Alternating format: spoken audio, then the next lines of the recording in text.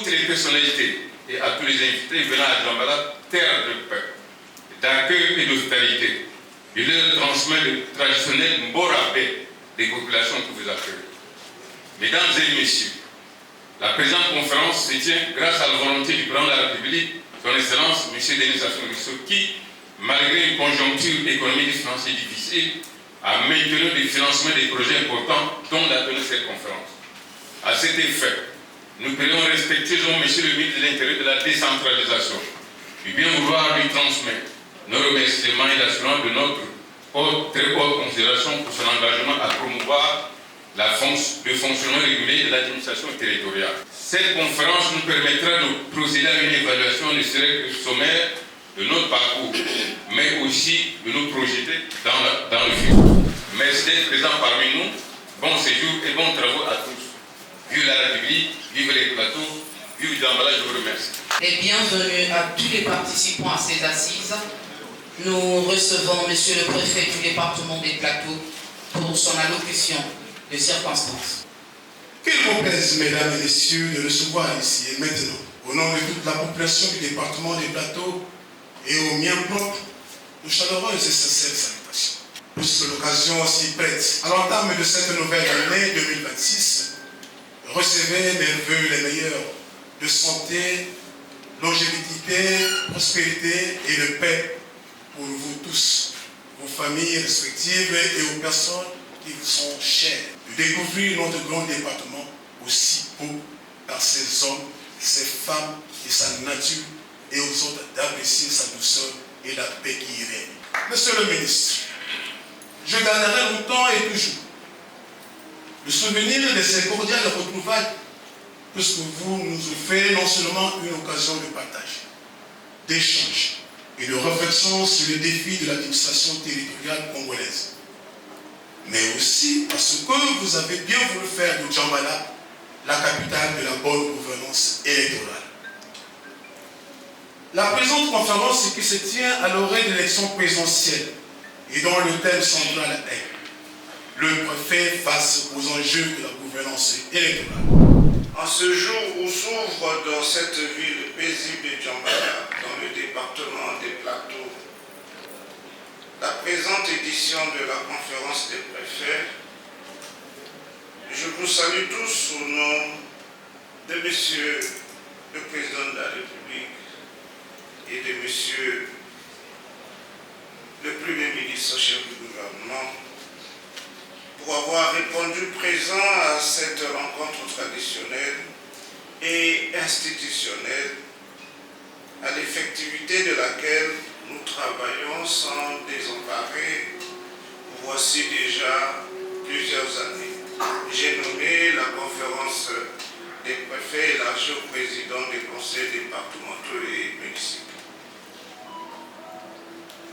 Au-delà des traditions, cette rencontre est un haut lieu de partage, d'échange, d'expériences et de nouvelles prescriptions.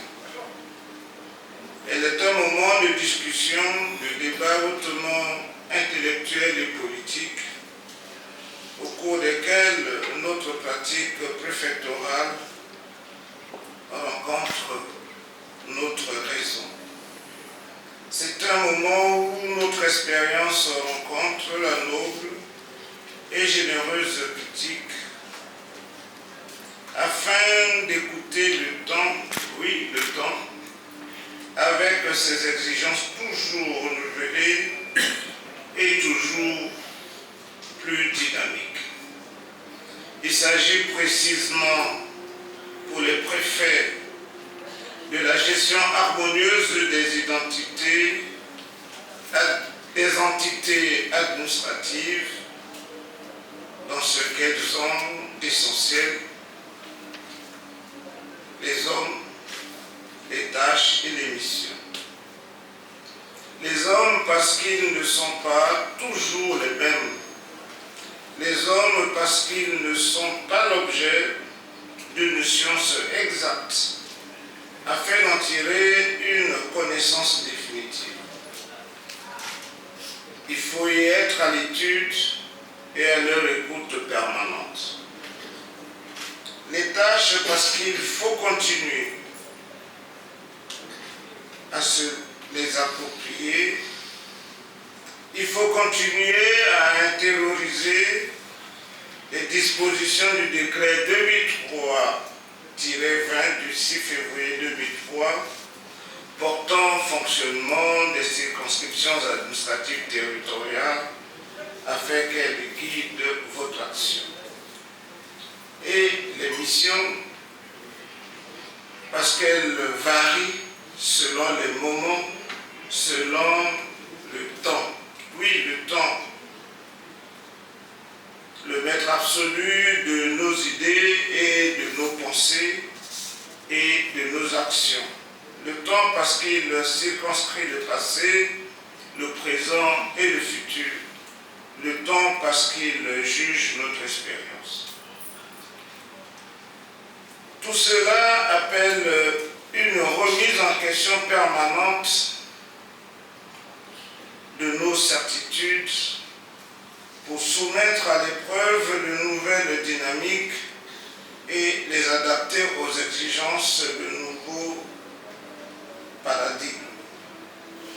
Cela nécessite, comme chacun le sait, un sens plus qu'élevé du devoir et de la responsabilité, un amour de notre fonction préfectorale pour le bien de la patrie et de la nation que nous servons avec une exigence et une obsession presque passionnelle.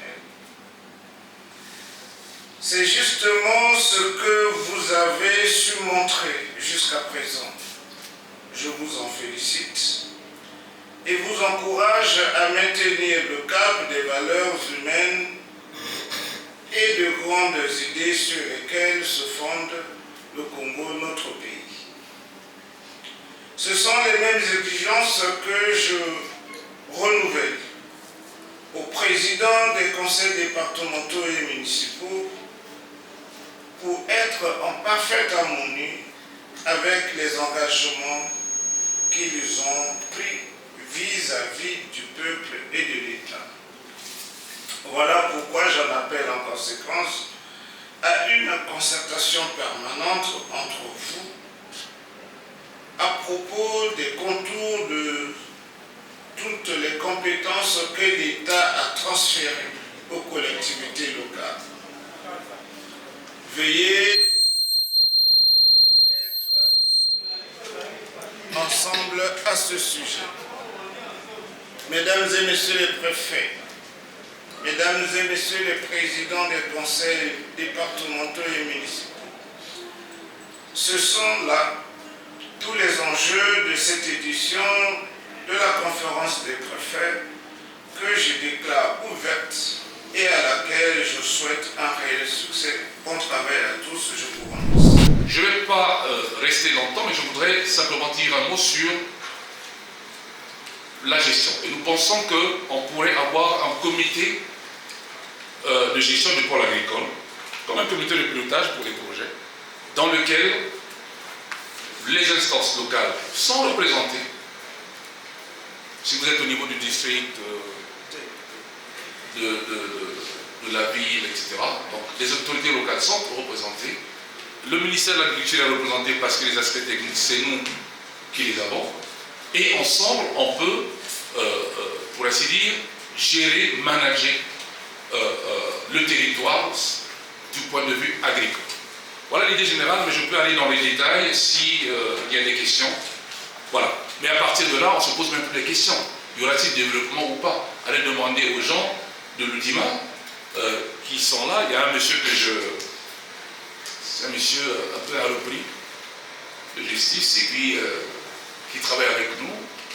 Il a sa coopérative. L'autre jour, je le vois un peu en bonne santé. Je dis alors, ça va bien? Il dit ça va. Il dit mais c'est parce que vous n'avez pas vu mes 3 femmes. Mais comme je dis ah bon. Bon voilà, donc c'est aussi ça le développement. Donc voilà, donc on peut, avec ces espaces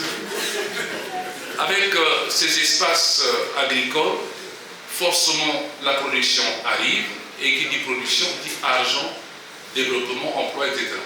On ne le fera pas avec tout le monde, Je dis toujours que tous les Congolais ne sont pas faits pour faire l'agriculture, mais il y a beaucoup de Congolais qui veulent faire l'agriculture. Et c'est ceux-là, si on arrive collectivement, ensemble, j'insiste là-dessus, le ministère de l'Agriculture ne peut pas réussir seul, c'est pas possible. Parce que ça reste une entreprise humaine avec tout ce que ça implique. Je crois que j'ai un prédécesseur qui avait dit que 80% au moins des problèmes de l'agriculture sont en dehors du ministère de l'Agriculture. Ça veut dire que c'est ensemble que nous pouvons réussir. Je vous remercie. Ça, sur son volet investissement, se fait généralement, malheureusement, sans la contribution directe des collectivités locales. Nous avons donc des ministères, pour ce qui les concerne, qui sont à Brazzaville, qui travaillent pour planifier les investissements, sans souvent travailler préalablement avec les collectivités locales. Ceci dans tous les matières. Je n'incrimine personne. Ça peut être en matière des matières concernant le ministère du Plan, comme ça peut concerner l'enseignement, la santé et autres. Donc, ça c'est concernant le budget local. Mais il y a aussi les plans de développement locaux qui sont de l'initiative des collectivités locales, qui souvent sont faits sans associer directement l'État. Nous avons aussi parfois des initiatives qui sont faites avec les partenaires.